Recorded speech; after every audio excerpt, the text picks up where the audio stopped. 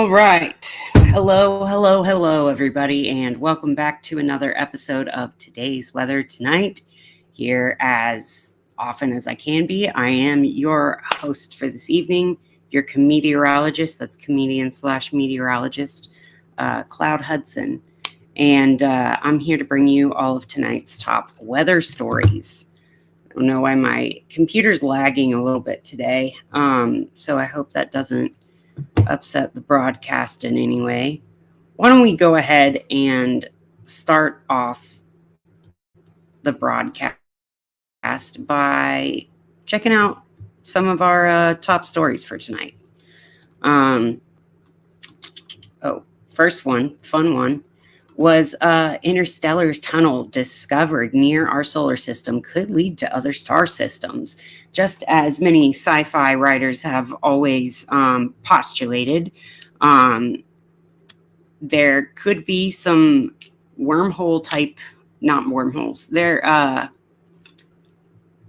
is what we're looking at. We are in the LHB, the local hot bubble. This is a 3D model of the solar neighborhood. This is the neighborhood that our solar system is in. Galactic North is in. Galactic Center is GC. Shown in the corner right down here.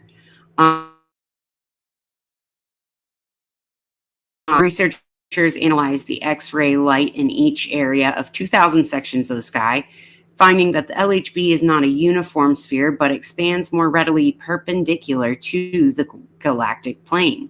This makes sense. There's less resistance in the vertical direction compared to the horizontal. Noted that the bubble shape resembles a bipolar nebula, though spikier and bumpier. What we didn't know of was an existence of an interstellar tunnel towards Centaurus, which carves a gap in the cooler interstellar medium. A tunnel to the stars, this link could connect the LHB, that's the local hot bubble in which we reside, to a neighboring superbubble or other cosmic structures like the Gum Nebula. Its discovery lends credence to a 1974 theory proposing that the galaxy consists of interconnected hot bubbles and tunnels. Though evidence for such a network has been scarce, this finding could be a crucial piece of the puzzle. So basically, there are little chunks of the universe where similar states of heat and density occur. We live in a local hot bubble that allows life on Earth to exist, but also allows our solar system to exist the way that it does. The theory that was proposed in 1974 is that there are not just distinct little bubbles, but there are bubbles with tubes that connect each other, sort of like the internet being a series of tubes. This means that there could be some, kind of like at the bank when you send that chunk through, or the old bank, the drive-through where you'd have the little canister that goes in the pneumatic device and goes up and over. This is the shape, the 3D structure of our local hot bubble, indicating its temperature. The two surfaces indicate the measurement of uncertainty in the LHB extent. The most probable extent most likely lies between the two. The location of the sun and a sphere of 100 parsec radius are marked for comparison. So there's the sun in the middle. The highest confidence or the highest temperature is here in the middle. That's the local hot bubble. The confidence intervals are marked here with the lower error and upper error, and the 100 parsec sphere. This means that the discovery of the Centaurus tunnel could mark the beginning of a new chapter in galactic exploration. If the Milky Way is indeed a vast network of hot bubbles and tunnels, studying these structures could reveal the galaxy's dynamic history. That is really exciting. The other super bubbles, of which the LHB is one, Are vast cavities in space filled with hot, low-density gas, often created by the combined activity of supernovae and stellar winds from massive stars. Yeah, there are. So just everything, as I've talked about before, this is like a big cell, a big biological cell, all the way up and down. Hello to my viewer. Welcome. This is a bit of a more relaxed, more sleepy edition of Today's Weather Tonight. I am doing my best to bring you tonight's top weather stories, but we are, it's been quite a weekend with this intense super moon, full moon in Taurus and conjunct Uranus. And I'm sure for everyone, there's been a lot of chaos going on, including this story. Another damaged undersea cable discovered in the Baltic Sea. Another damaged underwater communication cable has been discovered in the Baltic Sea between Lithuania and Sweden. It was cut on Sunday morning around 10 a.m. So the systems immediately reported it had lost connection, and further investigations took place to confirm that it was damaged. So this is an interesting story because this was one of the mundane astrology indicators predictions that the astrology podcast talked about when they were talking about the year ahead at the beginning of the year of 2024. They were talking about, the communications lines through the sea, and the physical hardware of communications, and something about the deep sea being interrupted around this time of year. Urgent warning in 3 states after bomb cyclone set to arrive hit the region. An urgent weather warning has been issued for 3 West Coast states after a bomb cyclone is expected to unleash hurricane conditions in the region. Now, a bomb cyclone isn't a cyclone caused by a bomb. A bomb cyclone is a cyclone that undergoes cyclogenesis, or the birth of a cyclone, in a magnitude and type that's categorized as bombogenesis. Bombogenesis is when a cyclogenesis cycle happens so rapidly and so intensely that I think the bomb thing came from, it's the amount of power that would have gone off in a bomb is the amount of change. This is a picture of the storm moving into California Tuesday.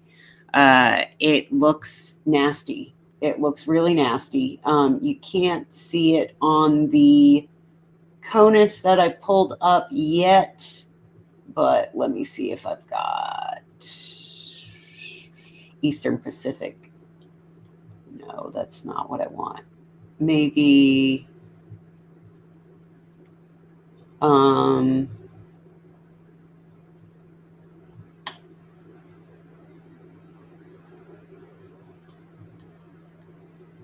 just going to go, instead of to models, I want to go to,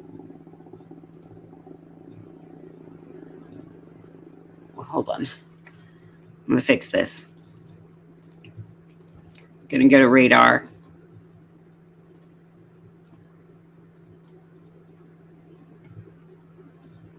Okay, that's not helping either. Let's see if a satellite. Oh wait, you guys aren't seeing what I'm seeing anyway.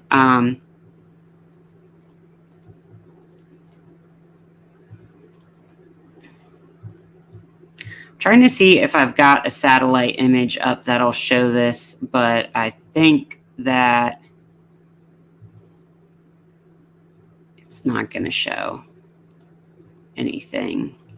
I'll have to pull it up in a tab here. Currently, there is a very healthy looking cyclone that is over the Midwest, though. I'll show that.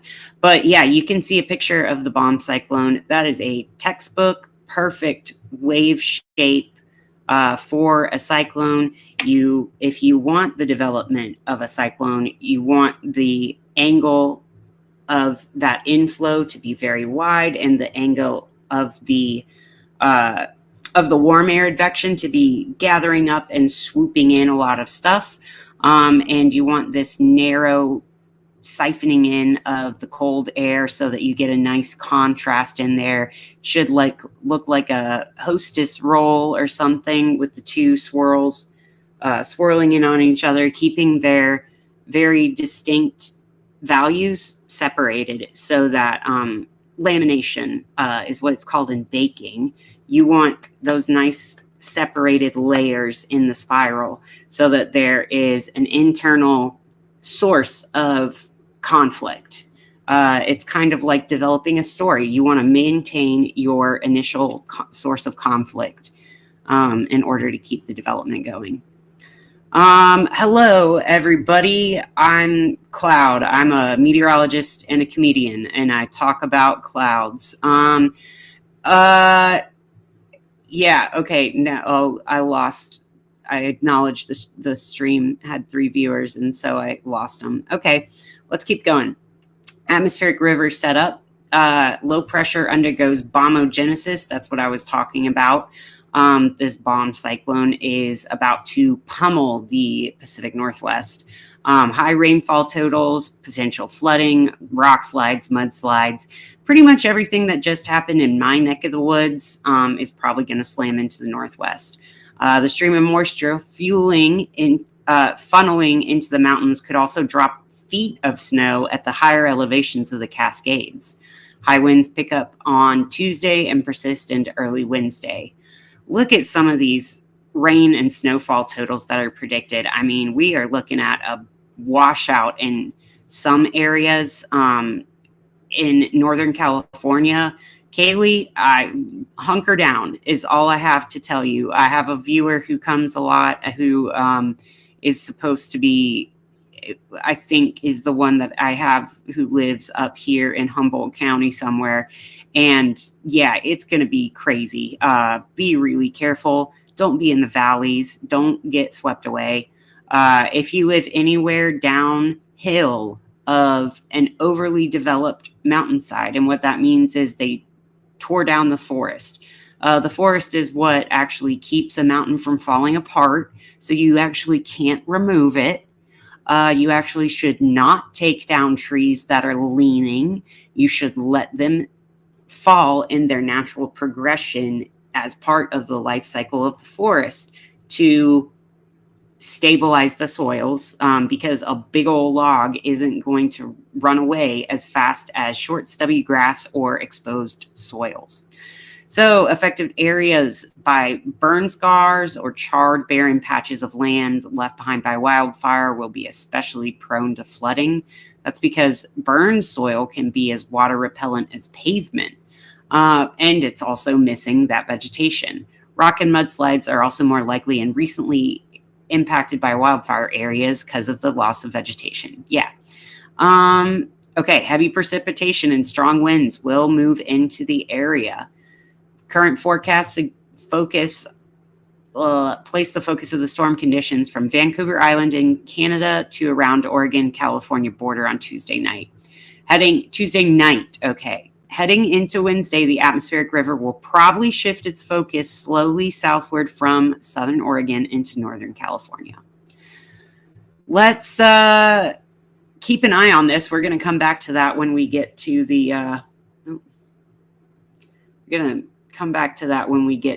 the section on meteorology. But first, I want to take a look at what volcanoes we've had today.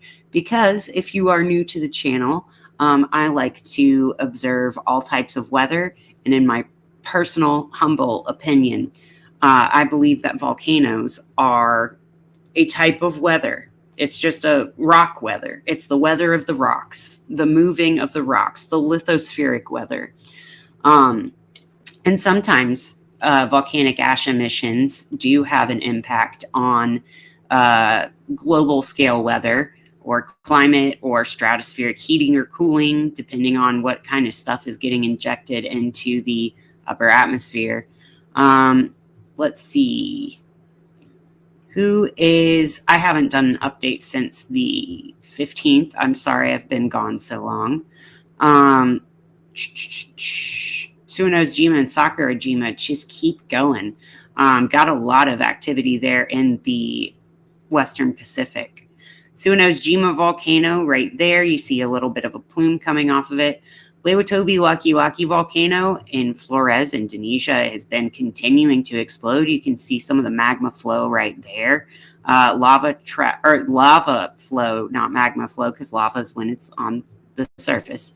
Lava travels westward from the summit vent, and you can see also the ash and clouds that are coming off of that. Sumeru and Dukono also putting off their own plumes. Suno's Jima reported exploded at 10:08 Z over flight level 60. Canalone, Central Philippines eruption. So not only is the Philippines dealing with a typhoon, we'll get to that in a second, but they are also dealing with a volcanic eruption at the same time. Can you imagine getting hit with a hurricane and your mountain erupting at the same time? That's got to be terrifying. Ibu in Indonesia, Mount Ibu continues to explode. Volcanic ash plume rose up to 8,000 feet. The full report listed below. Lewatobi, the elevated effusive explosive eruption of the volcano remains. The active lava continues to advance at various flow fronts, coalescing into a main lava flow tongue descending over the western flank.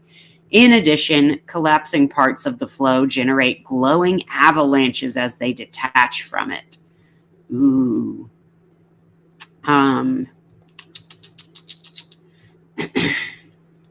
Strong Vulcanian-sized explosions generate abundant ash columns, reaching altitudes varying between 3 and 4.3 kilometers, propagating west, southwest, and northwest over the past days. Semeru, Java, Indonesia, explosive activity continues. Dukono, Halmahera, I'm sorry, I always say that wrong. Continuous volcanic ash explosions, explosive activity continues all the way up to flight level 70. Popo continues its consistent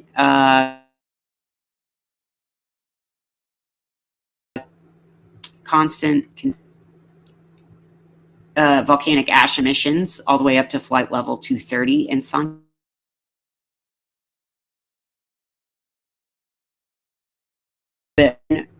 Ecuador at Reventador.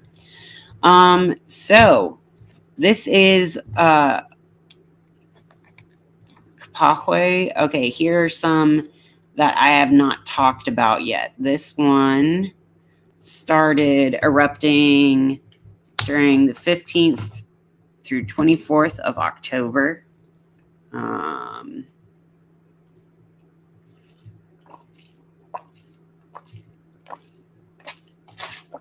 Yes, I am still drinking boxed water, even though today the Asheville City Council or Asheville City said that allegedly we can drink the water now. I'm not exactly buying it. I think it's going to take a little bit longer. Nobody's actually been out here to my house to check the water. So I'm not going to drink it for a long time. Let's see. Are any of these surprising? Messiah in Nicaragua. Haven't seen many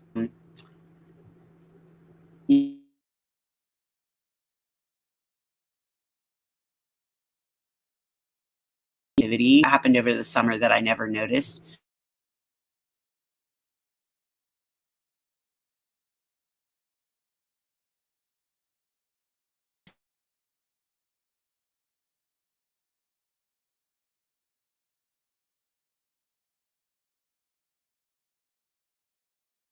Lava flow active as well in Central in Vanuatu.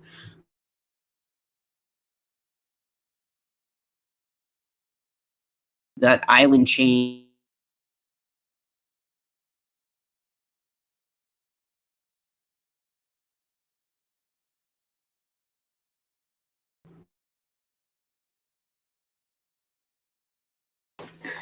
be facing this way to look at my volcanoes or look at my earthquakes.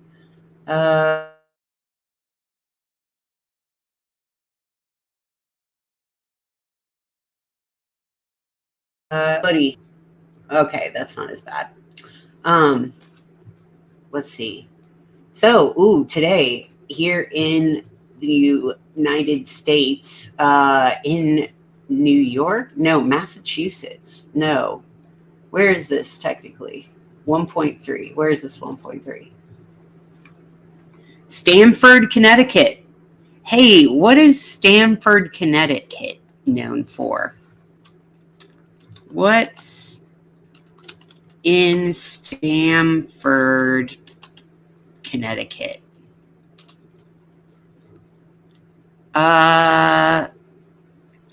Fabled Palace Theater for Broadway musicals, Cove Island Park. No,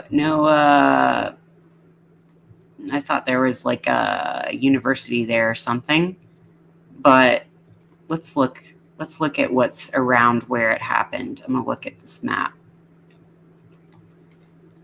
Near it's not really in Stamford. It's up near the Mianus River. Is that how you say that? Mianus, the Mianus River. I don't think that sounds right. Okay, so at the end of Old Mill Lane, don't know what the mill was, but it looks like it's on top of a hill. There was an earthquake, a 1.3 at 5 kilometers depth. Let's go now to where'd it go? Okay. Where else did we get some earthquakes today? We got a 3.9 just south of San Antonio, 2.6, 2.1 in Central Texas, and 2.8, 2.0, no, 2.8 and 2.8 at 7 and 6 kilometers depth. That's out here in West Texas, probably a drilling point. Got some more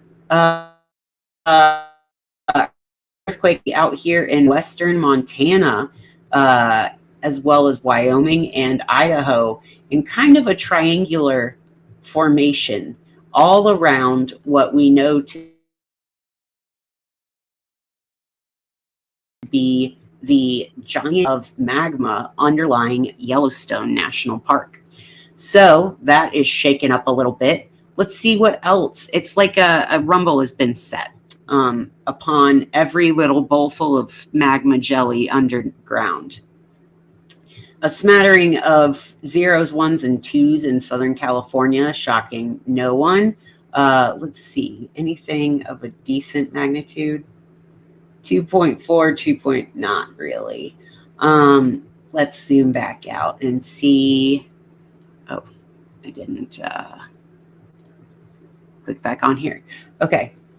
Got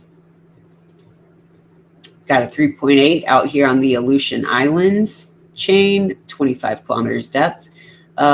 Smattering of Hawaii volcanoes. And between Hawaii and the Pacific Northwest is where we're getting that bombogenesis cyclone.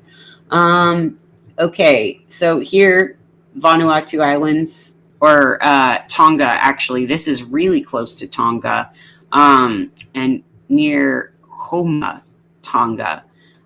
This is where people in Tonga would have felt this one. It's within the area of affect. Tonga, of course, is the island nation, just on the other side of the wave-shaped plate boundary of Fiji is up here at the nexus of like the fulcrum of the crashing wave. You see how this, to me, in my opinion, looks like an ocean wave, this shape. Right here on the backside of that ocean wave is Tonga. Okay, so 4.7 right here at 10 kilometers depth again. And the Solomon Islands, we know that there is some volcanic activity happening there. 4.9 down here on the 4.9 at 10 kilometers depth. That's my Dutch's favorite magnitude. Along Antarctica, we got 4.3 in Papua New Guinea, and that's 121. Wait, how deep was this 5.6? Oh, the 5.6 was only at 10 kilometers. These are all 10 kilometers. That's pretty shallow for this region. We usually get some really deep earthquakes there.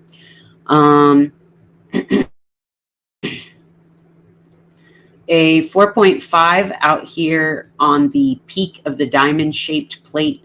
That's at 10 kilometers depth, and 4.6 at 10 kilometers depth. I think that's the Volcano Islands of Japan and North Mariana Islands for that 4.5.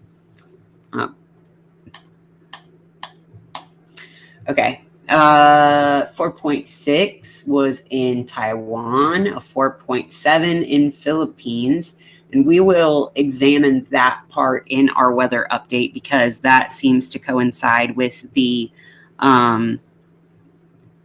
landfall of a typhoon. We've got a 4.5 and a 4.7 here in the Himalayas.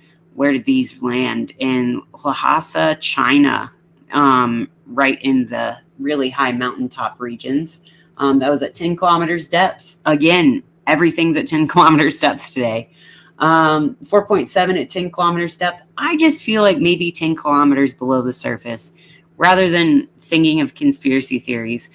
I think that maybe 10 kilometers below the surface, there is some sort of layer difference where the crust of the Earth turns into a different layer of the lithosphere, and the crust of the Earth that jiggles on top of the more molten lithosphere, asthenosphere, interference zone. It's probably just like shaking the crusties off, like the land of the Earth being the crusties, about 10 kilometers thick. But that's just my guess of why we keep seeing 10 kilometer depth earthquakes. Here near Puerto Rico, we had a 3.7 at 35 kilometers depth and a few 2s along with it. Then in South America, we had a 4.6 at 55 kilometers depth down here near Peru, the mouth of that river there. And which side of the border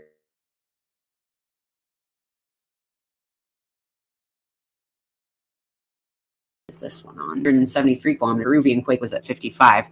Yeah, the 4.4 is just barely on the Chile side of San Pedro de Atacama, Chile. So, I mean, Atacama is the desert. I guess there was a guy, Pedro, who was a saint from here, named after him, and there was an earthquake there today. Okay, let's go now to talk about our weather because we have a lot to talk about.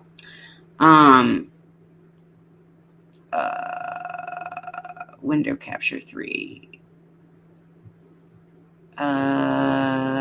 Why did I do this? Hold on. Well, I think I did this because I wanted to talk about our website for a second, but oh God. Just going to leave this one out. This earbud is like bothering my ear and I don't know why. Let's see. Let's go to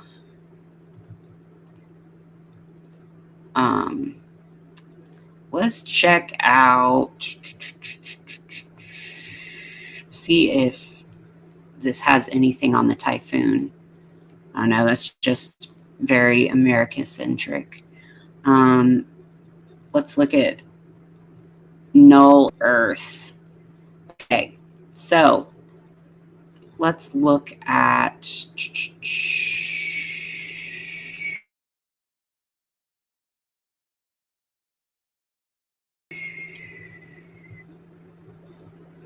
wind speed.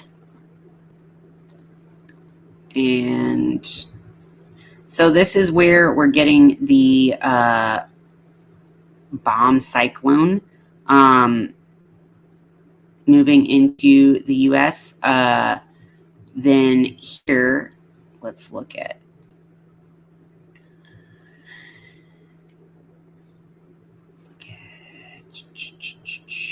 Cape. No. Pressure. Okay, there is that center of low pressure here. This is the typhoon that slammed into the Philippines. Looking at near 1,000 hectopascals. That is pretty low. That's pretty low. It's not like hurricane low, which can get into the 900s and 800s, but it is still pretty low. We're looking at 25 mile per hour winds at some points, 50 mile per hour winds, 59, 60. So some decent winds just went through the Philippines, and it appears this is about to head towards China. Let's see.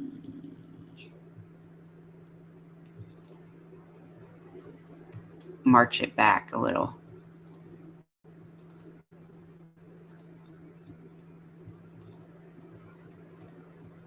Yeah.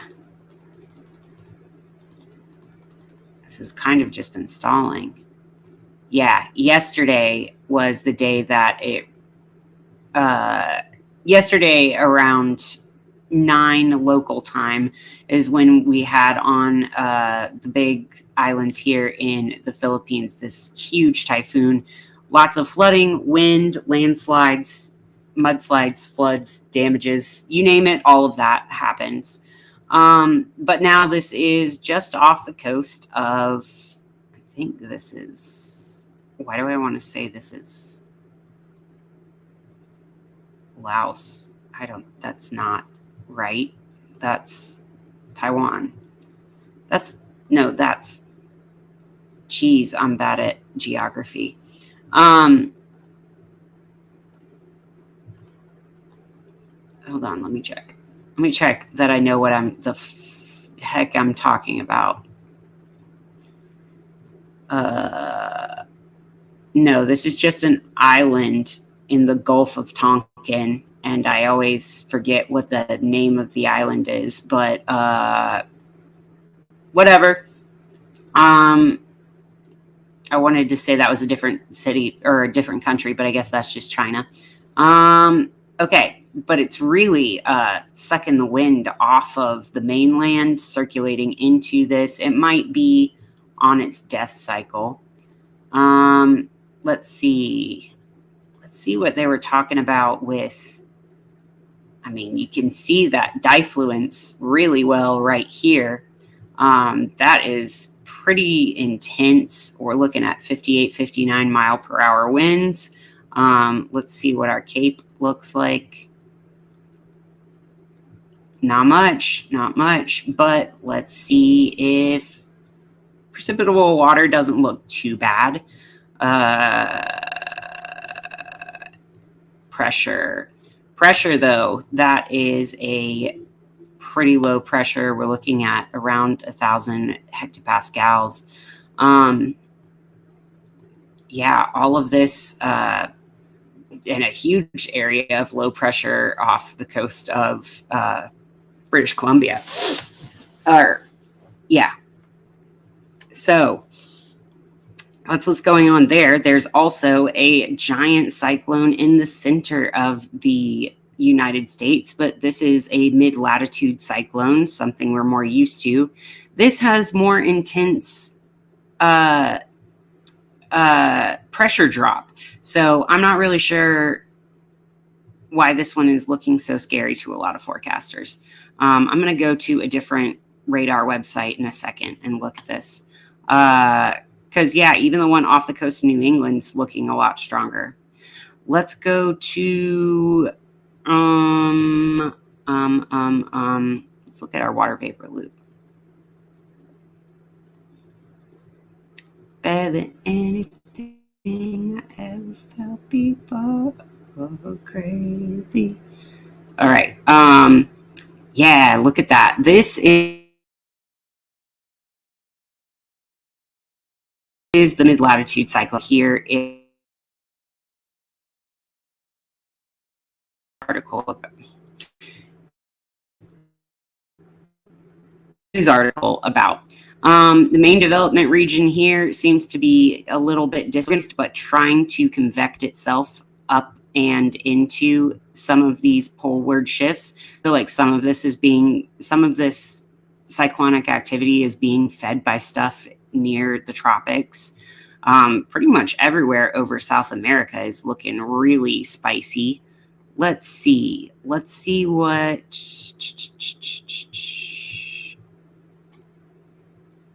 let's look at the West Pacific. Yeah, there's that typhoon that we were looking at. Looking at the global composite. This is the composite of all radars that we've been looking at. Let's look at the United States in GO16 band 13, which is brightness temperature, showing kind of the brightness temperature. Let's look at water vapor to look at for looking at storms.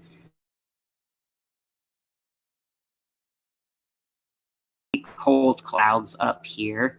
The fun stuff happens when there's this is the occluded front back behind the low pressure.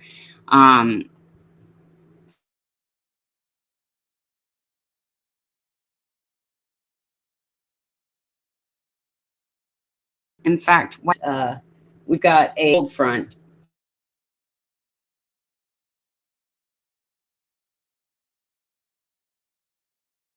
and an occluded front. Some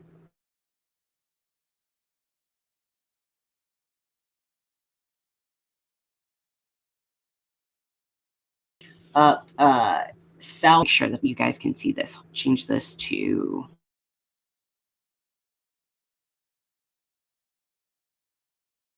window capture to the radar Omega.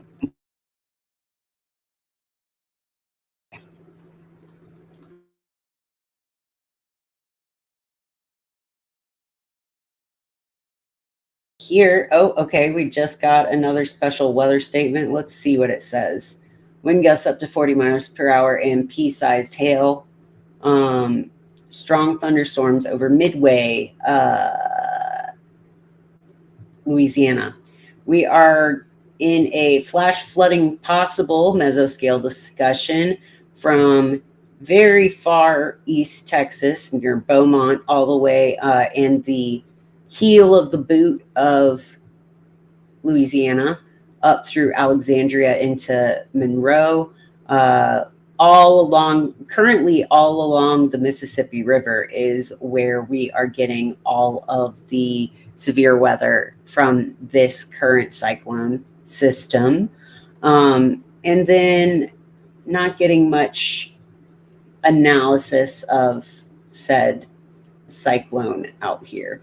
This is the doozy. This is the whopper. I'd say this is the whopper. Sioux Falls, Minneapolis, not Minneapolis as much, but between Sioux Falls and Watertown and Marshall, this is an area that looks to be getting some decent rainfall tonight.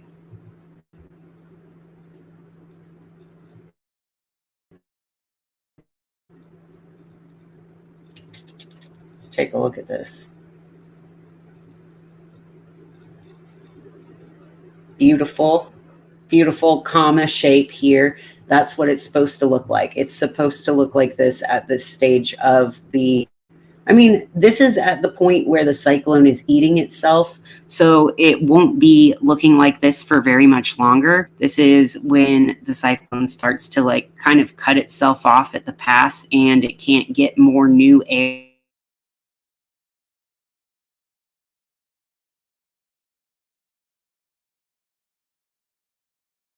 Either from get to each other's, like the cold front right here and the warm front right here. The warm front's going away as the cold front sweeps in and kind of shoot pushes that warm air advection out of the way. So soon this will just be a spiraling low pressure that will fizzle out. But for now, it is a big significant weather maker. Pretty classic for this time of year, I think. Okay, what am I doing next? What are we doing next? I think we're going to go back to, gosh, I've been talking so long already. I'm going to go back to looking at the interwebs here. We're going to take a look at our Schumann resonances today and the past 3 days, honestly. I don't read links that I know. Wow, yesterday on the 18th, look at this intense signature here in the lower modes of the Schumann resonances. It looks like we've had some normal diurnal ebbing and flowing of breathing in and breathing out of activity. That also happens with the weather when we face the sun. It's kind of like a big breath in and inspirating and expirating when we turn away from the sun and breathe out. Breathe in, breathe out cycle. Looks like pretty calm today. Most of the damage was done over the weekend. And that seems to track with what I have observed in the weirdness going in my life right now. Yeah, actually, let me look at that. What times that happened. Yeah, actually, pretty freaking on point with. That's crazy. There were some very intense energetic shifts that happened last night for me. So that coincides with when that big breath in was for Tomsk, Russia, at least. SPC composite map. I just had to look at their frontal analysis real quick. Yeah, looks like he owned tail over here. Okay, let's go to magnetosphere movies. Let's see what our magnetosphere has been looking like. Pretty solid. Looks like some decently fast winds coming and blowing our magnetosphere into a nice shaped stream. Oh, shit. We got nicely shaped stream here. I hope this stream is nicely shaped. I don't think you can tell, but I'm looking at the reflection of the liquid crystal display on my monitor and the reflection of my vape here, and it's like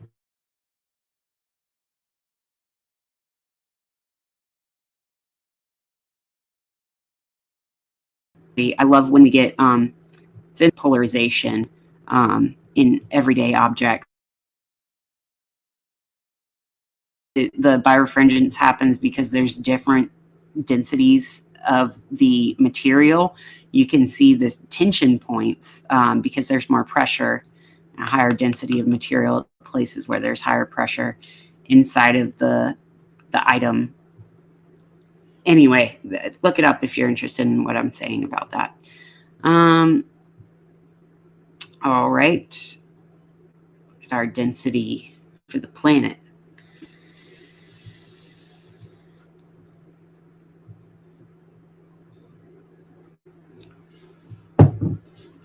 Not too eventful.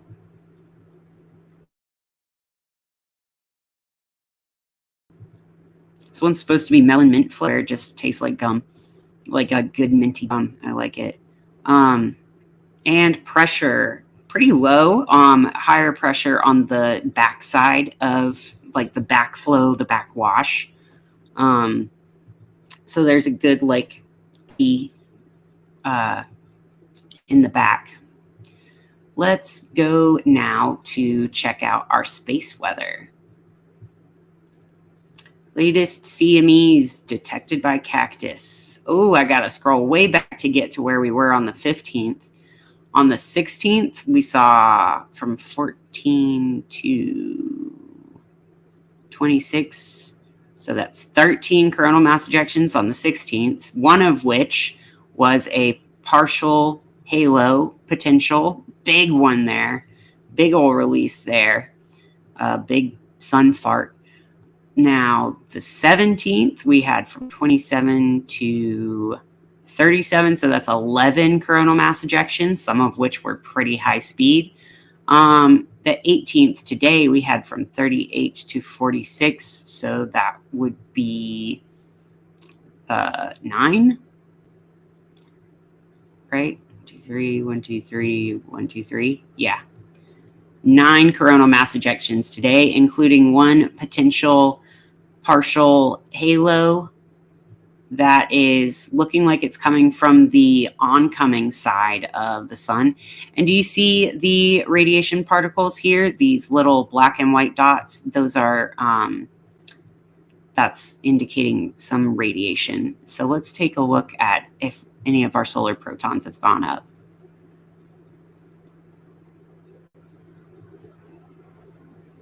A little bit. We had some increase, some slight increase in our 10 mega electron volt protons, but not too much.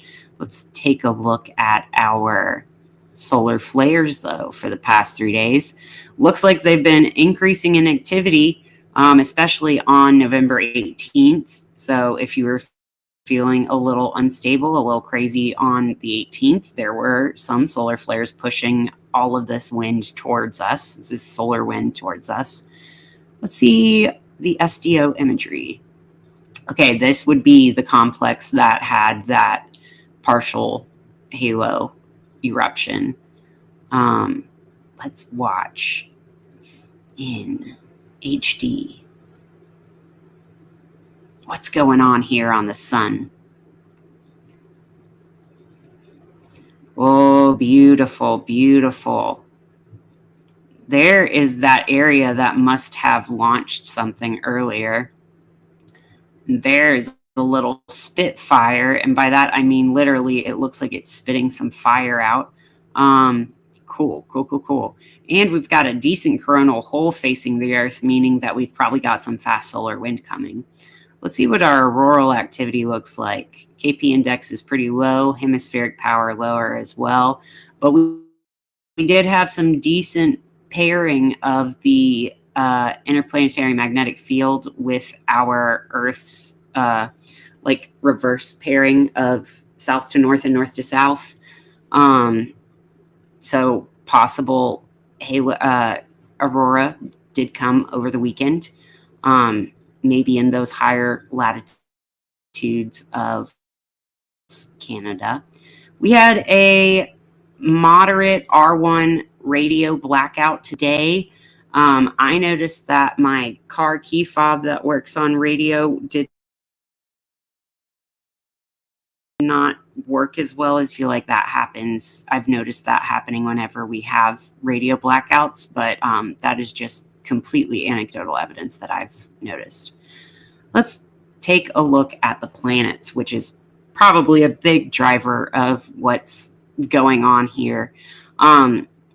Today's a moon day. I started broadcasting in a moon hour. We are currently in a Saturn hour. So the moon day, moon hour, moon is in Cancer. That's as moony as we can get. We're feeling like lunatics today. Did you know that lunatic is for people who worship the moon? So moon in Cancer is opposite Venus in Capricorn. I don't think Venus is in detriment in Capricorn. I think that it shares some sort of dignity because Taurus is ruled by Venus.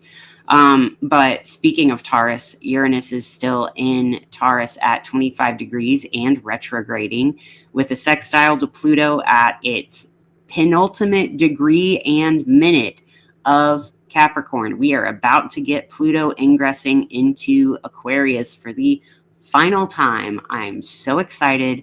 I have truly hated Capricorn and Pluto and Capricorn transits. I can say that with certainty now. I know I am sure that I have been unsettled and feeling weird when Pluto has been in Capricorn. There's been great changes, great growth, and great awareness of power and its abuses in the established system of how we do things materially on Earth while this transit has happened.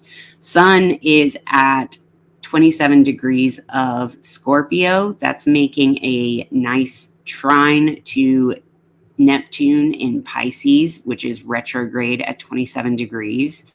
Those are two water signs. I think that when the moon gets to 27 degrees of Cancer, we're going to have a grand water trine for a moment. So that's going to be quite interesting as well. We've also got the mutually debilitated and mutual reception Mercury and retrograde Jupiter here. We are about to go into a Mercury retrograde. We are in the shadow of Mercury retrograde right now. And once we go into Mercury retrograde, we will be in it until the end of the year. It won't be till 2025 that we are out of Mercury retrograde. So it's probably a bad time for a city to announce that it has potable water. You would think that Neptune in Pisces co-present with Saturn, trying to the sun in a sign that has a mundane connotation with plumbing is not a great, I don't think that's a great indicator for actually being able to trust what they're saying about our water. I feel like, if anything, this is deception about water and plumbing systems, possibly connected to the desire for capitalist success in the holiday season in a tourist economy. But who am I to say that our water's unsafe just because the planets indicate it? You know, I'm just a meteorologist and amateur astrologer who happened to predict that this whole thing would come to pass anyway. We've got a lot of oppositions right now. That Sun is opposite Uranus, Mercury opposite Jupiter, Venus opposite Moon, and Pluto opposite Mars in Leo. That malefic opposition and this mutually debilitated mutual reception, Jupiter and Mercury opposition, is feeling hard right now. We've also got, as far as planets or things that aren't planets, Capricorn or Chiron in Aries opposite Black Moon Lilith in Libra. Not feeling super great about that. I feel like we are getting a lot of vibes for sorting out our shadow side, but we're doing it very weird and wrong, or at least in a kind of fucked up little way. We're trying to do shadow work by getting even shadowier for a little bit. The effect it's having on people in real life, and I don't like it. Kaylee, oh my gosh, I am so glad you're here. How are you? Have you been getting rain? What is the sitch in your neck of the woods? Because let's check out Pivotal Weather. You're in Northern California, right? Let's look at, they said there was going to be a bomb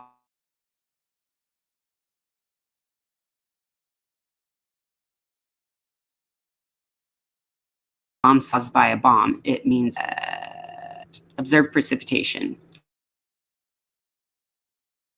That article I read was talking about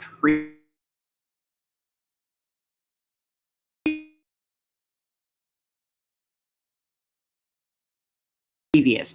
Anyway, I think the bomb time, that one they were talking about going over the Pacific Northwest being wild. Yeah, are you all right? Was there flooding or anything in your neck of the woods? Was there crazy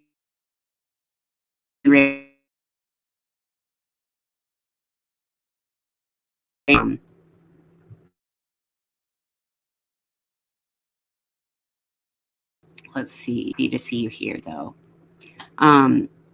Yeah, but I was just talking about why do I want a euro?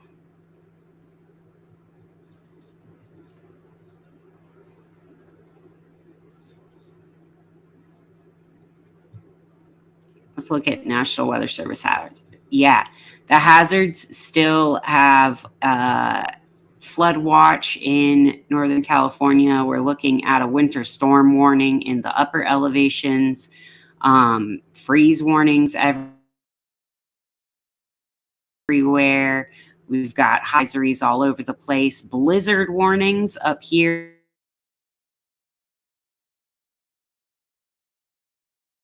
in the higher elevations.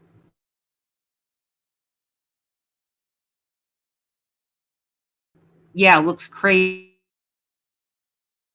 up there in the Pacific. How the hell are you doing up there? Let's go to camera only. Hello. Now you can see. Do you like my background? This is like pretty sparkly, starry night looking material, but you can't see it very well in the camera. I'm just going to go to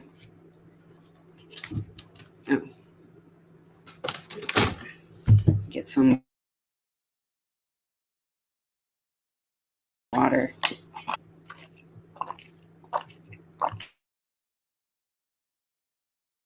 Did finally say that we're allowed to drink the water here in Asheville, but I don't trust like that. So I'm still drinking all of our box water. Box water is superior to bottled water. I don't know why, and I don't know what to tell you about it other than it just is. And I'm probably going to stockpile boxed water instead of bottled. It just packs better. Let's do something. Let's do something a little different. I'm going to do we're going to pivot to more of a vibe. We're going to have a vibe shift. We're going to vibe on over to doing another card reading, which I haven't done in a long time, but I think we need to get a handle on what the hell the vibes are doing out here with like 4 different oppositions, 8 planets in an opposition right now. We're feeling a little weird. I felt the tension this weekend. I certainly felt a lot of the tension. I had headaches 2 days in a row, and I am not the type of person that I usually don't get headaches. It was definitely from stress and mental anguish and obsessive thoughts, and it's hard. It's hard to deal with those. Yeah, let's get a card reading going.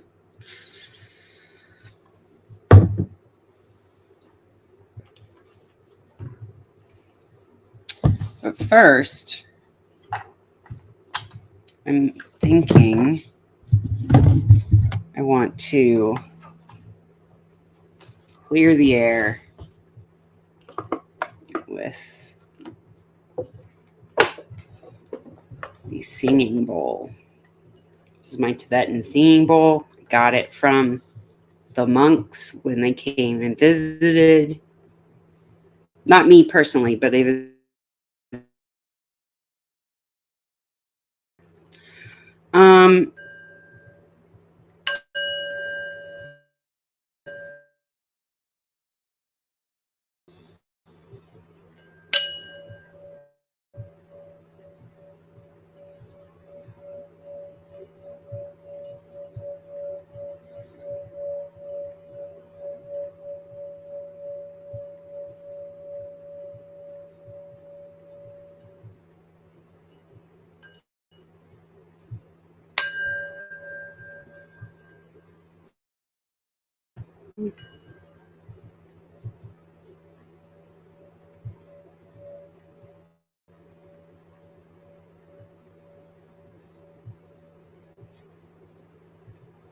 so hard to keep my heart chakra up today.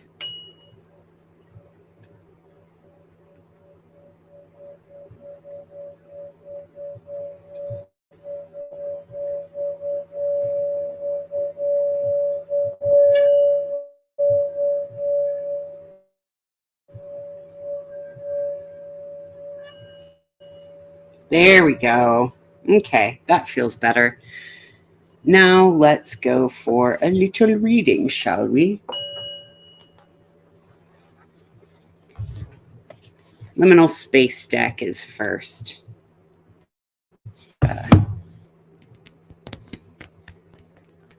Nice piece of gas here that reminds me of Jupiter.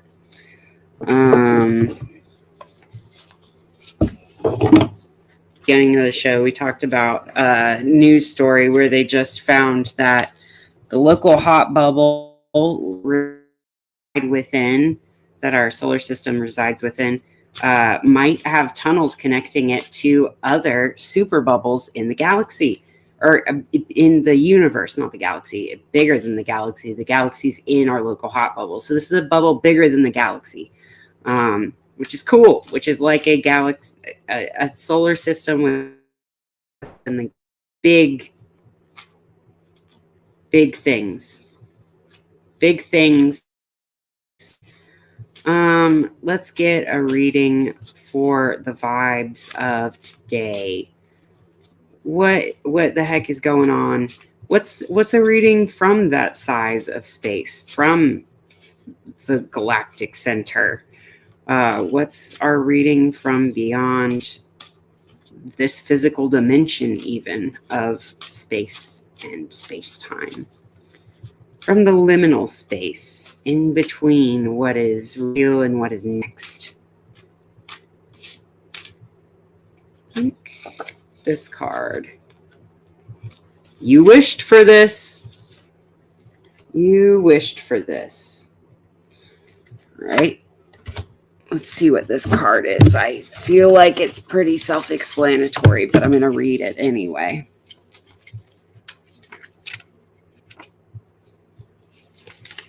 Which I do feel like I am living what I wished for right now. So that's very accurate.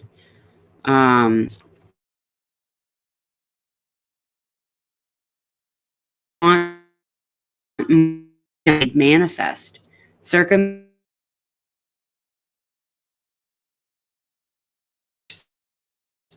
Their bigger picture. You are not a victim of these circumstances. In fact, you are the architect of them. Don't. So what's happening? People, don't panic. Just whatever you do, we mustn't panic. We did wish for this after all.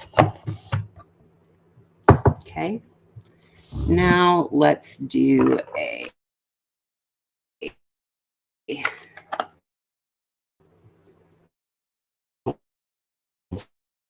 type of ASMR tappings.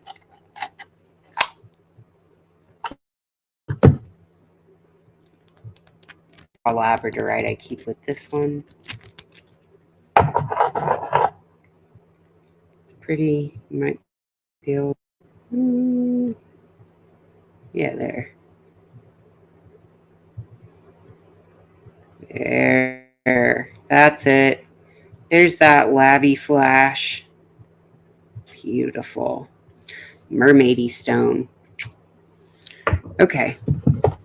This deck gave me some great advice the other day. Great reflections, at least.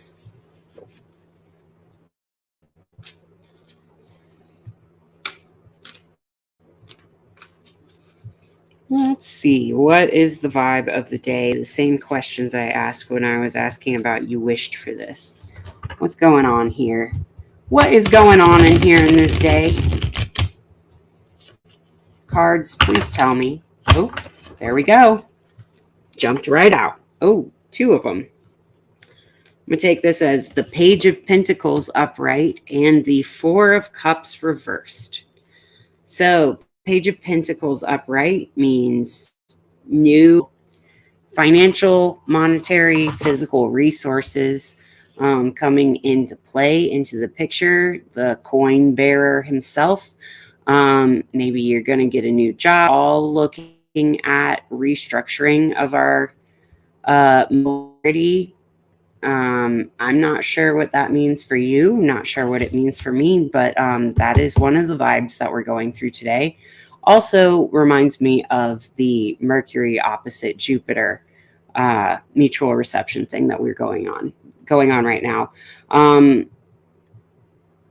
Maybe also reminds me of Saturn and Pisces. Capricorn. No, it's it's Venus in Capricorn. New potential, unknown, unforeseen financial.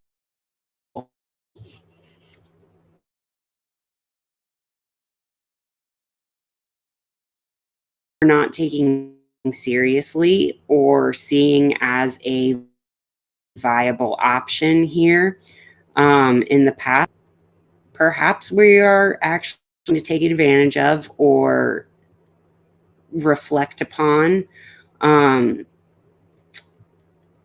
Four of Cups shows somebody sitting under a tree with 3 cups in front of them, and the clouds are offering him a 4th cup, and he's like, no, I don't want it. That's not what the blessing was going to look like, so I don't want the blessing. Well, if you stop fighting what you think is shitty about your situation and realize that it is the next part of your gift that is, then maybe you will be open to the Page of Pentacles bearing the coin to you. Perhaps. Let's see. Now, let's get a night chart. This one is what I like to call the fiber of the spirit world. I feel like it's and using using geomagic, using rocks in charging my decks is very Saturnian thing to do. It's more of the Aquarian Saturn than the Capricornian Saturn, which is why I'm so excited for change in the Plutonic weather with Pluto going into Aquarius. Pluto and Aquarius, people just, I have felt more understood and successful by other people than in Pluto in Capricorn times. Okay, let's get something to go with the Page of Pentacles, the Four of Cups reversed, and You Wished for This from my Voices of the Universe, little encouragement calling cards, greeting cards from guides and higher selves, and very sweet affirmations, positive thinking. Let's see. Who's coming out today? Okay. Here we go. My happiness is my greatest gift to others. My happiness is my greatest gift to others, and it's got a dandelion on it with a half face and the blowing all of its seeds everywhere.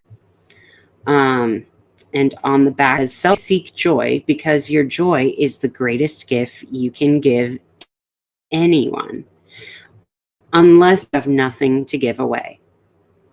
That is a great card, and I think I'm going to send that to a friend of mine who needs to hear this right now. That's quite beautiful. If all you feel like you can do right now is make yourself happy and healthy, is the best thing that you can do. That is the best thing you can do for other people. If you look around and see a lot of suffering, stay in your lane and make your vessel a happy and healthy one, and it will resonate to everybody else. It will have a ripple effect outward. I know that sounds like woo-woo new age bullshit, but I really do believe that work and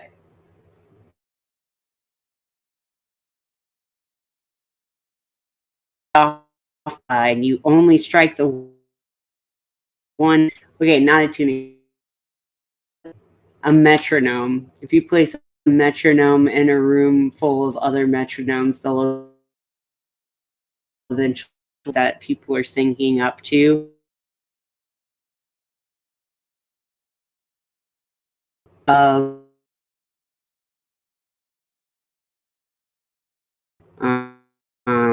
You wished for this. I wished for this. I am in a different place than I used to live. I live with other women who want to, you know, be in a better place in their lives and in their health. And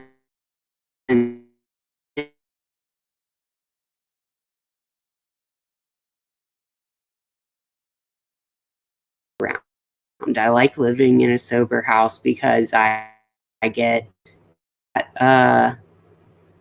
social dynamic with to be an emotional burden like family, because families for a little bit for me. I'll take offense to that family who's watching this. The problem is maybe you shouldn't spend all your time around people you deeply, deeply love. Maybe you should spend a little bit of time around people who you don't care about disappointing or upsetting. Sometimes I think it might be a healthier living situation to live in a community where you're not so deeply codependently invested in the happiness of somebody else. And that's why I like being here. I really do think that my happiness is my greatest gift to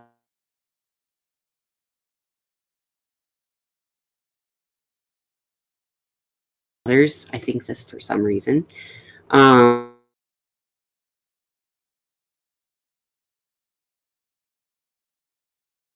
a weekend, I do apologize. Had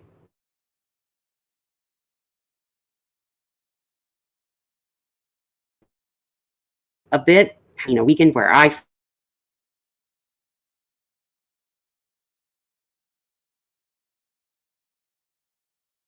felt crazy, but I didn't do anything. Yourself forward into happiness. Try to expand your tolerance for happiness. Try to expand your tolerance for enjoying life. Don't expand your tolerance for bullshit. You need to lower your tolerance for bullshit and raise your tolerance for happiness and abundance. Okay, so that's it. If you wanted to see our little spread for the night, these are the cards that we got. So, yeah, this is my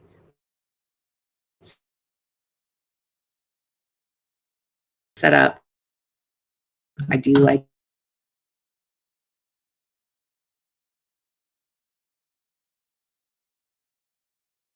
to have those like light go for the webcam. So,